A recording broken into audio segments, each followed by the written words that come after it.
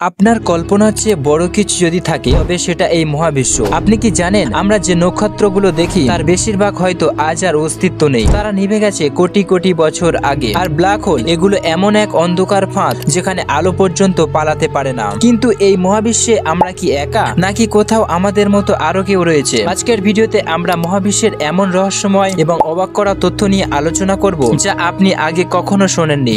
পর্যন্ত আমাদের সঙ্গেই থাকুন, কারণ প্রতিটি সেকেন্ডে আপনাকে মহাবিশ্বের এক অজানা দিগন্তে নিয়ে যাব। 13.8 বিলিয়ন বছর আগে এক অসাধারণ বিস্ফোরণের মাধ্যমে মহাবিশ্বের শুরু হয়। এটি বিগ ব্যাং নামে পরিচিত। এই সময়ে মহাবিশ্বের একটি বিন্দুর আকার ছিল যা একটি অপরিসীম তাপ এবং ঘনত্বে ভরা। এরপর দুটি বিন্দুতে বিস্ফোরণ ঘটায়, ক্রমশ প্রসারিত হতে থাকে। আজও মহাবিশ্ব সেই প্রসারণ চালিয়ে যাচ্ছে। বিজ্ঞানীরা বিশ্বাস করে এই প্রসারণের গতি প্রকৃতি মহাবিশ্বের ভবিষ্যৎ নির্ধারণ করবে। আমাদের পৃথিবী মিল্কওয়ে নামে একটি সার্পিল গ্যালাক্সির অংশ। এই গ্যালাক্সিতে প্রায় 100 বিলিয়ন নক্ষত্র রয়েছে। এই বিশাল গ্যালাক্সি মহাবিশ্বের একটি ক্ষুদ্র অংশ মাত্র। মহাবিশ্বে এমন আরো লক্ষ লক্ষ গ্যালাক্সি রয়েছে। মিল্কওয়ে কেন্দ্রে সাজিটারিয়াস নামে একটি সুপার ব্ল্যাক হোল রয়েছে। এই ব্ল্যাক হোল এতটাই শক্তিশালী যেটির চারপাশে সবকিছু টেনে আনতে পারে। বহির্জাগতিক প্রাণীর অস্তিত্ব নিয়ে মানুষের কৌতূহল বহুদিনের। এক্সো প্ল্যানেটর গুলির আবিষ্কারের মাধ্যমে আমাদের প্রশ্নের উত্তর খুঁজতে সহায়তা করছে। আমাদের সৌরজগতের বাইরে হাজার হাজার এক্সো প্ল্যানেট আবিষ্কৃত হয়েছে। এর মধ্যে কিছু কিছু গ্রহ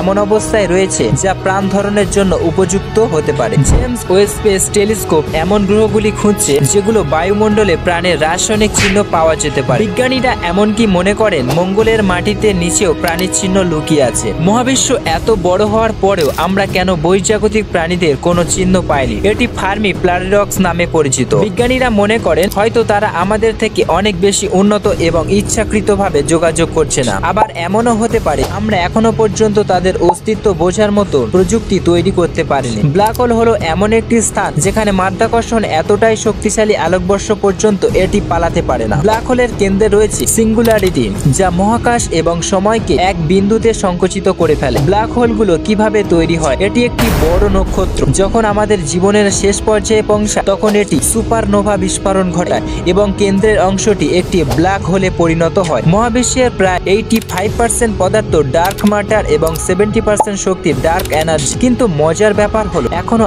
আজও এই দুটি অদৃশ্য শক্তি সম্পর্কে কিছুই জানি না। ডার্ক ম্যাটার হলো এমন একটি পদার্থ যা আমরা দেখতে পাই না, কিন্তু এটি গ্যালাক্সিগুলোকে একত্রে ধরে রাখে। অন্যদিকে ডার্ক এনার্জি মহাবিশ্বের প্রসারণকে আরো দ্রুত করে তুলছে। বিজ্ঞানীরা এখনো এই দুটি শক্তির প্রকৃতি বোঝার চেষ্টা করছেন। এলন মাস্ক এবং তার প্রতিষ্ঠান স্পেসএক্স মহাকাশে মানব বসতি স্থাপনের একটি দুঃসাহসিক পরিকল্পনা। মানুষের বসতি গড়ে তোলার জন্য এমন একটি রকেট তৈরি করেছে যা মানুষকে সাশ্রয়ী মূল্যে গ্রহান্তরে নিয়ে যেতে পারে। ভবিষ্যতে যদি আমরা আলোর গতির কাছাকাছি ভ্রমণ করতে পারি তাহলে মহাবিশ্বের জন্য গ্যালাক্সিগুলোতে যাওয়ার সম্ভাবনা তৈরি হবে। বিজ্ঞানীরা মনে করে মহাবিশ্বের ভবিষ্যৎ নির্ভর করে এর প্রসারণের গতির উপর। হয়তো একদিন মহাবিশ্ব এতটাই প্রসারিত হবে যে সবকিছু একে অপরের থেকে বিচ্ছিন্ন হয়ে যাবে। আবার এমনও হতে পারে যে একদিন মহাবিশ্ব সংকুচিত হয়ে আবারও বিন্দুতে পরিণত হবে। মহাবিশ্বের এই অপরিসীম রহস্য আমাদের কল্পনাকে অতিক্রম করে। আমাদের জীবন ক্ষণস্থায়ী, কিন্তু মহাবিশ্বের রহস্য চিরন্তন। আপনি যদি মহাবিশ্ব সম্পর্কে এমন